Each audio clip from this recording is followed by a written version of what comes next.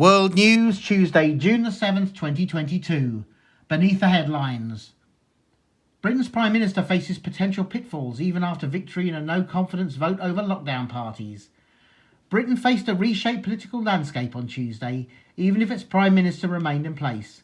Boris Johnson's less than convincing victory in a no-confidence vote by his own party on Monday leaves him badly damaged, with few obvious ways to resurrect his fortunes and plenty of opportunities for coup plotters.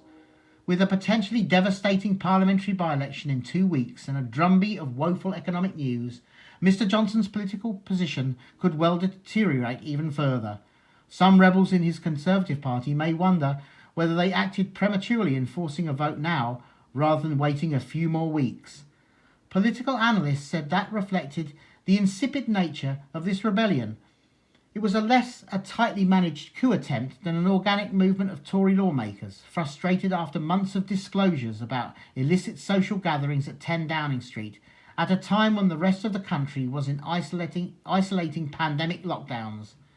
Among the post-mortems, the most stinging may have come from William Hague, former Conservative Party leader who has been relatively restrained in his criticism of Mr Johnson. He bluntly told the Prime Minister to resign. "Votes have been cast that show a greater level of rejection than any Tory leader has ever endured and survived," Mr Hague wrote in the Times of London.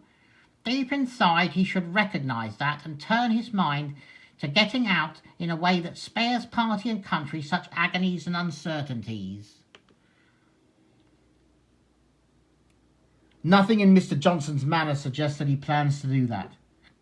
On Tuesday morning he told a cabinet meeting that it was time to put internal divisions over his status aside and get on with talking about the issues I think people in this country want to talk about.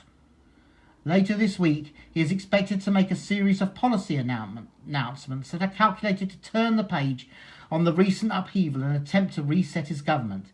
There is inevitably talk of another cabinet reshuffle. The government may also roll out legislation to overhaul the post-Brexit trade rules that govern Northern Ireland. That could please the hardcore Brexiteers in the party, some of whom voted against Mr Johnson on Monday. But it would antagonise the European Union at a time when Britain can ill afford further turmoil. The bigger question facing Mr Johnson is how he will pass difficult legislation when more than 40% of his lawmakers voted to oust him. Having to rely on the opposition Labour Party to enact policy proposals would be an embarrassing path for a Prime Minister known for his swagger. With food and fuel prices soaring, the government faces hard decisions on taxes and public spending. How it will confront them with a bitterly divided party is far from clear.